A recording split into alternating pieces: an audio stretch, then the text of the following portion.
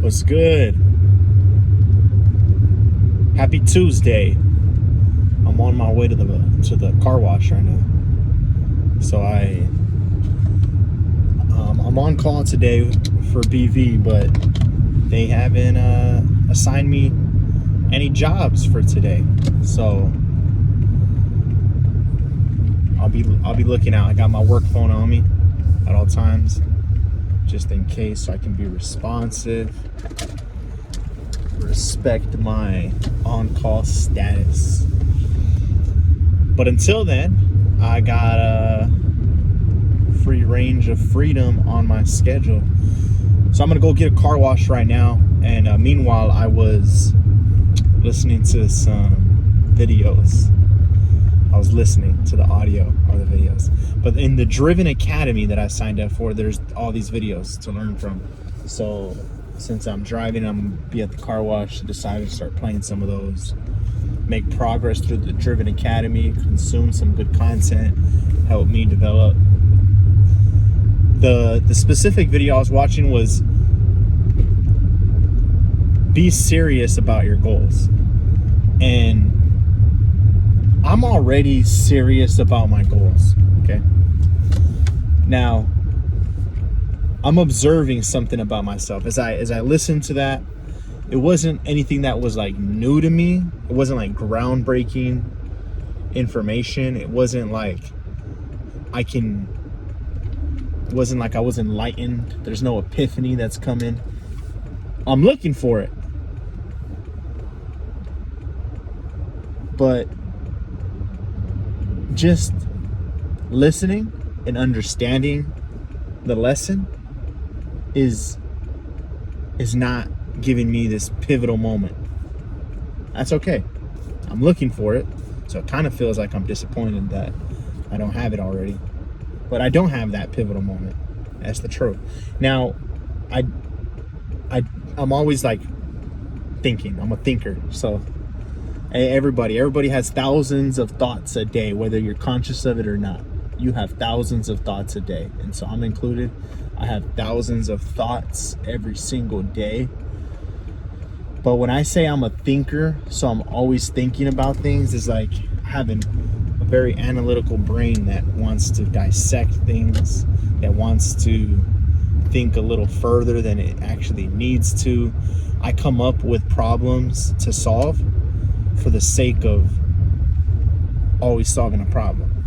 So with that in mind, you could understand that even though I'm not getting the enlightenment or the epiphany that's going to give me the pivotal moment, I'm reflecting on what the lesson is. It's not like a new lesson. It's the same lesson. I already learned the lesson. So is learning it again a waste of time? It's not like I learned it and unlearned it and that's why I learn again. I'm just learning it again. But what happens is I get deeper into the lesson. A level deeper comes from the reflection I'm having. Say, I know to be serious. I am serious about my goals. But what's happening with my goals and my choice to seize this opportunity with the Driven Academy? What's happening that maybe I need to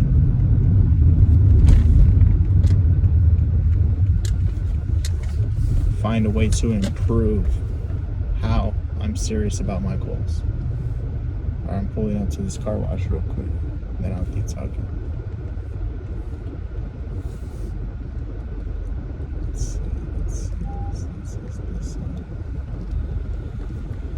I got the little sticker on my windshield, so there's a scanner here that's just supposed to read it, and this gate opens, lets me in. Taps screen for no tire shine. I'm supposed to get that tire shine, baby. Where that tire shine at?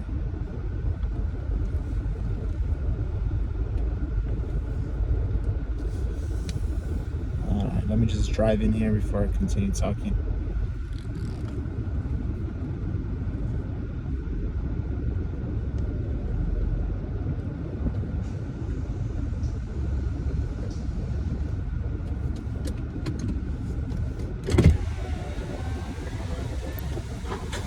Thanks, bro. Appreciate it.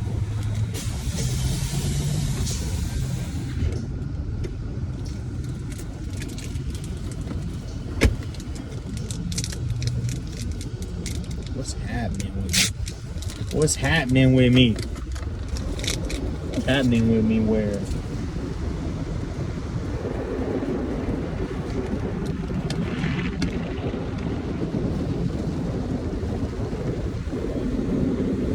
So I do feel like a little less drive for driven. But you know what happened recently was like I had revisited my choice management system. When I say revisit, what I really mean is like I came back to like I wanted to make sure I was recalibrated. So I recalibrated myself on my priorities. So my choice management system is most importantly about prioritizing, and I do that by understanding what my macro commitments are. What do I want to commit to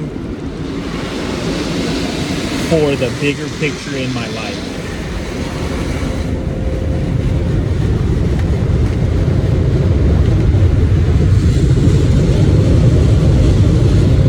And the priorities didn't change, but what happens is like I recalibrated, and there was a little bit of changes like in some details, but the order of priorities, like what's number one priority, what's number two, everything ranked the same, but the way I understand those priorities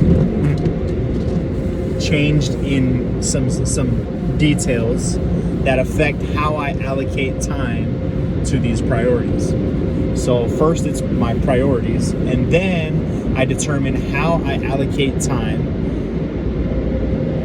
And when I understand that, then I can actually use a tool like a calendar to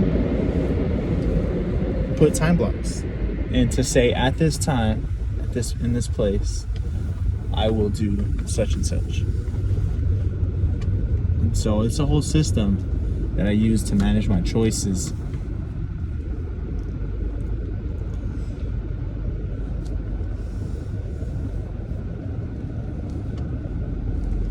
And so when I recalibrated, and this little some of the details, I mean, it's small details, there's just big things matters when you think about the implications on my life.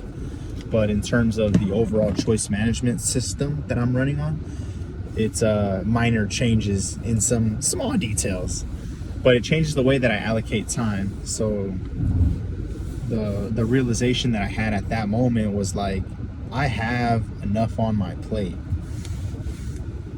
Like all my time will be used up when I follow the order of priorities. When I get to things in order of my priority, I run out of time at it. And I had more things that I would like to prioritize, but I run out of time. So like, let's say I have 10 priorities. I really confidently can give enough time to the first 5, and then I might run out of time for number 6 in any given week. Now, what happens is my first priority is providing financial security for my family. And the way I do that, most importantly, is by earning an income through my employment with BV. So I allocate about 68 hours because it can consume 68 hours of my time in a single week.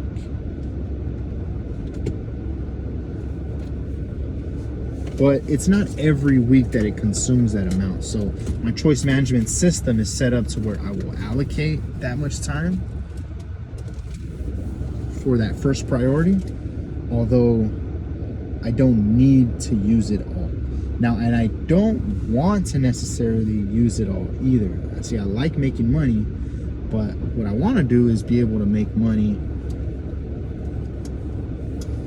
more money in less time.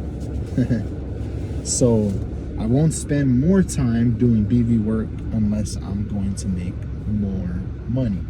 Now, I think that there's always an ability to make more money, like with BV, if I'm spending more time.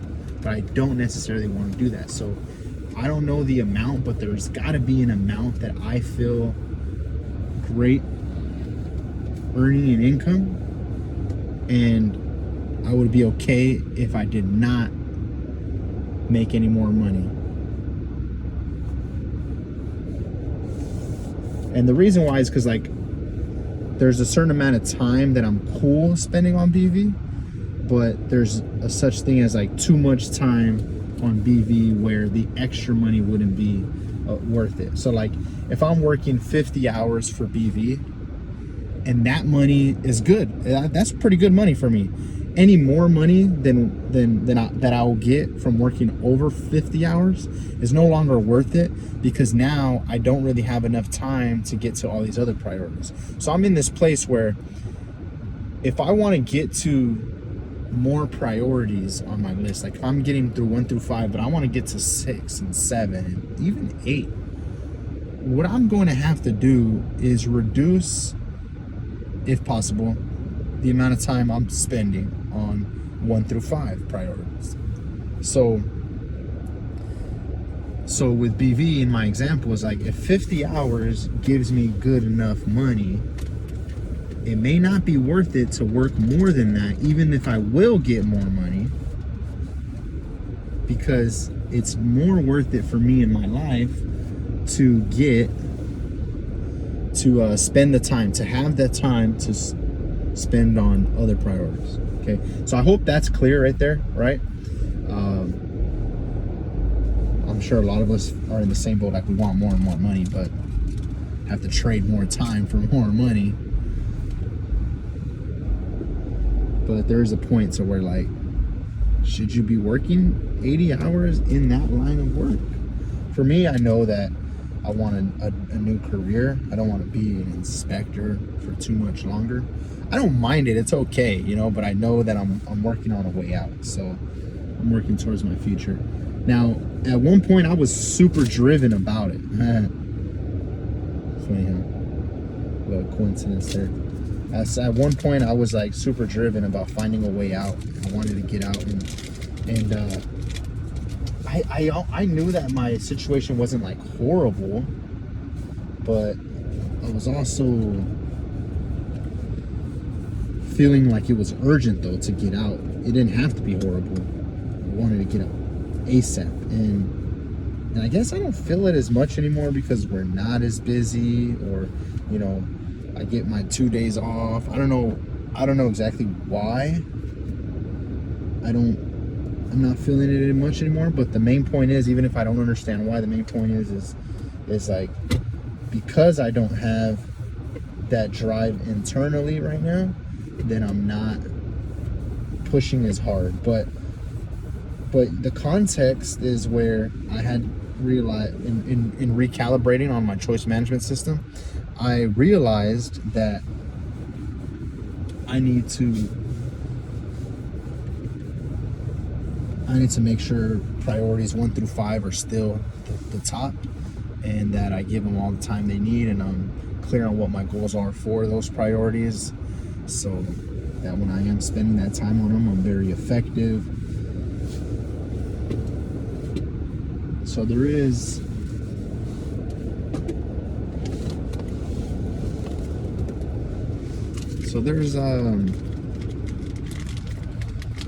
work to do on priorities 1 through 5, but what's happening currently is like I'm able to allow some spillover because I'm not doing the full 68 to BV.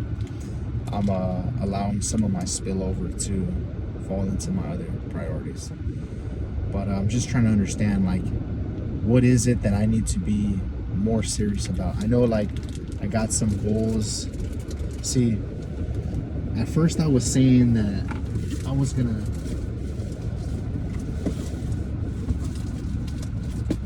it's probably hard to hear me when I'm turning and stuff, so at first I was saying like this quarter I'm gonna be out of BV, but like I don't know if that's the right move anymore, because when I was saying that I was gonna be out this quarter, like I didn't know what was entailed, and now I feel like I don't have that much control over how fast I make progress through BV. Now through Driven. What I was thinking was like, if I were to be able to make a certain amount of money in a new source of income, then it would make sense for me to leave BV and do that new line of work full time. So first I have to be able to make, and within Driven, like they're supposed to give me placement. So once I get through the academy, they give me a gig that I can make money with. I don't know how long it's going to take for me to get through the academy. One factor is how much am I able to work on it. But another factor is like I have to work with the availability of Coach David. And that was kind of tough at first. I need to make sure that I believe I do have some control though. So like I think being very vocal, being persistent, like telling David that I'm ready for the next thing, asking for help, coming with like specific questions too to try to move my needle. I think that gives me control. And I probably could still get out of BV this quarter.